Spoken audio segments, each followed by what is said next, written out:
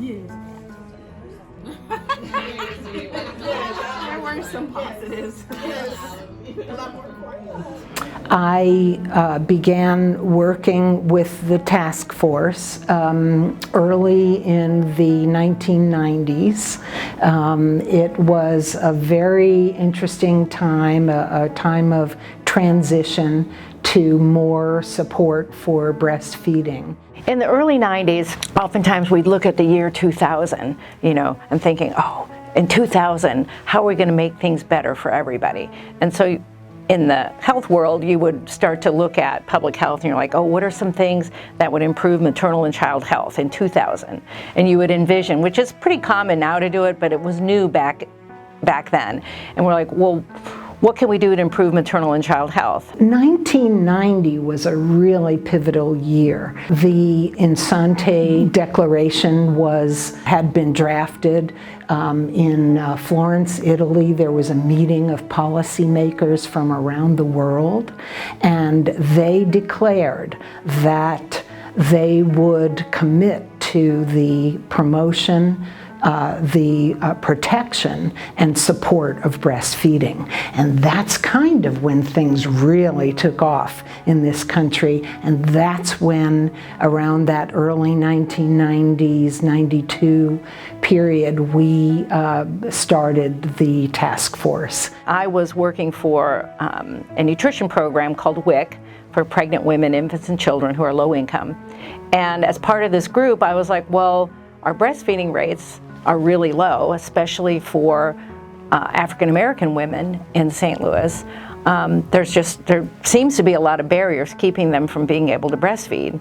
So if you're talking about improving infant mortality rates, breastfeeding is part of that equation. Our first meeting was at Deaconess Hospital, which no longer exists here in St. Louis. We had representatives from many of the hospitals, and our objectives were to, in fact, change policy, which many of us worked on. Cindy Mentz, myself, and several other people from various hospitals met for that first meeting, and off we went. So I was a young dietitian doing this work, leading the WIC program in the city of St. Louis.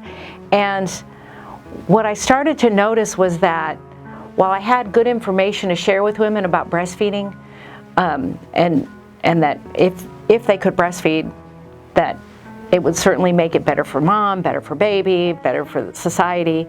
Like, it just wasn't hitting. It wasn't like telling people to eat 2 servings of broccoli a day. It just wasn't. There were barriers that started to unfold that were being created by society. In our Western culture, it's just not seen as normal, and that's unfortunate. Not that everybody wants to just openly breastfeed, but just to be able to have the freedom to do what you want to do, and to have the support to do that is so important. So those barriers were outside of the clinic. They were being created at the hospital. It was simply like rules that were stupid, that were barriers. They would give your baby formula, like every baby was just assumed to be on formula. So while the mothers were recovering from delivery, they'd pop a bottle in the baby's mouth. That's just a rule that could change, right? So there was just a lot of these practices that were setting the mothers up to not succeed at breastfeeding, let alone once they get home with the baby. So it was like, oh boy, if we want to help them, let's start at the hospital and make sure that the goal is for the mom to be able to leave the hospital with breastfeeding intact, that we haven't created any barriers. And then once she gets home, that the hospital isn't mailing her 2 buckets of formula and undermining her goals to breastfeed this baby. So we just started to uncover all of these layers of practices, and that those practices could be put into legislation.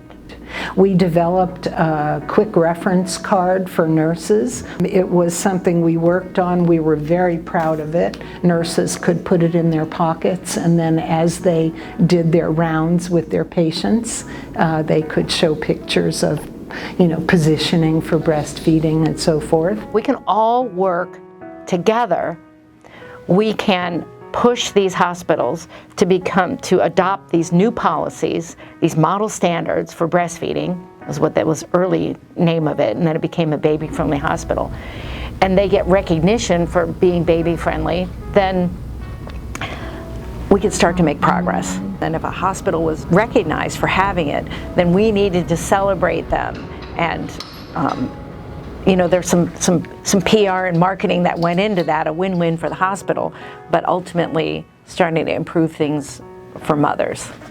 So moms that have trouble with breastfeeding can be all kinds of trouble, from the baby with latching to trouble with themselves, maybe just supply, going back to work, just trying to juggle everything that we have these days. It can be a lot. So having the support of the coalition, other moms, just what works for them and what works for you, and then having professionals that you can go to about certain problems that you might be having, such as maybe concern about baby's ability to transfer that milk, getting enough, maybe increasing your supply, those kinds of things. When you are having to pump, that's, I feel like, been the hardest part of everything, is having to pump. Because of course you want to spend all your time with your baby, and then when you're pumping you don't have your hands and you can't hold them and they're crying, and so having that support system to help with them while you're trying to pump, or trying to sleep or eat too. So having that support system is definitely great. Developing relationships, talking to other moms, hearing their stories, knowing that I'm not the only one going through this, and then having Shannon and everyone here to help support and tell me everything's okay, because the mom hormones and instincts just take over and you spiral, and they're here and they're like, it's okay.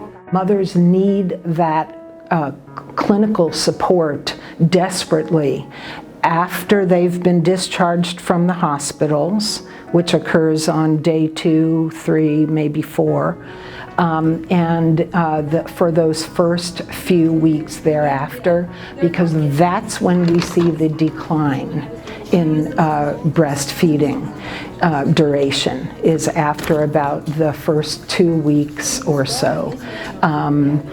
Duration is something we really need to work on. At 6 months, only 25% of mothers who initiated breastfeeding continue to breastfeed.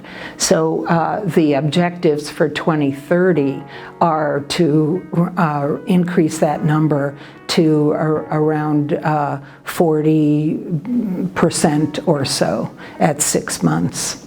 The Breastfeeding Coalition is the advocacy arm of breastfeeding support, whereas La Leche League is the hands-on help.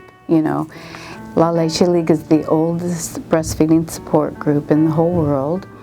It started in the 50s, mother-to-mother support. But the coalition's work is advocacy, which involves, one of the things we did was we got the first law in Missouri passed. I worked with my state representative, Patrick Doherty, to get the breastfeeding in public law passed in the state of Missouri. And that was in the 1990s. It took us about 3 years, I think, before we finally got it passed. And we got a grant in 2014 from NACCHO, and it was to help to get the breastfeeding supporters trained as first as CLCs and then IBCLCs in Ferguson. So that's in the Black community where there's low breastfeeding rates, and we started this program called I Am Breastfeeding. And it went on for several years beyond the 2-year grant. The research does show us that breast milk and breastfeeding is actually better The more I've been in this position, the more I'm just wowed and amazed that we are made just for that, honestly. And it's not for everybody. I want you to hear me say that, and that's okay. You make the best choice for you. Some moms might have reasons that they can't or they don't want to breastfeed, and that's okay. But if you have the opportunity to give your baby what even science is showing us now is best, it's kind of silly, in my opinion, not to do it. It's also a wonderful way to save money. It's good for our environment. And it's very important nowadays with all the climate disasters that we're having.